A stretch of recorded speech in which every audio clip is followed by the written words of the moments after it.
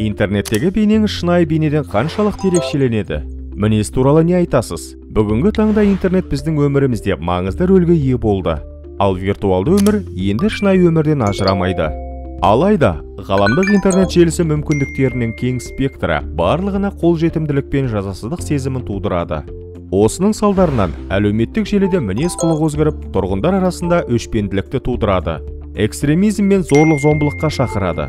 Адамдар әлеуметтік желідегі жеке парақшаларында ойланбастан ақпарат жариялайды, пікір қалдырады, бөліседі.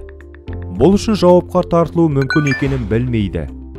Құқық бұзушылыққа жол берген адамның қандай жазаға ұшырауы мүмкін екенін түсіну үшін Қазақстан Республикасы қылмыстық кодексінің кейбір баптарын сізге ескертіп, есіңізге салғымыз келеді.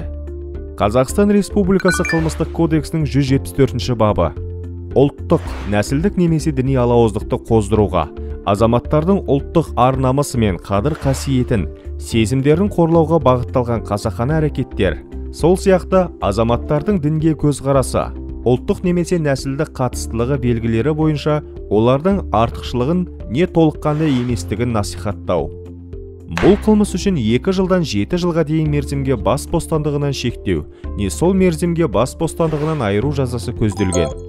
Қазақстан Республикасы қылмыстық кодексінің 256 бабының 1-ші тармағы.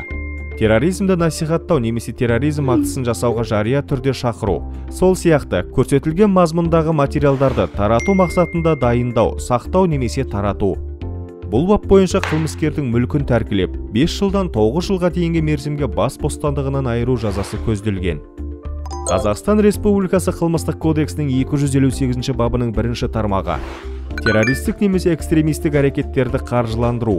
Бұл террористік немесе экстремистік топтарды материалдық құралдар мен қасақана қамтамасыз ету болып табылады.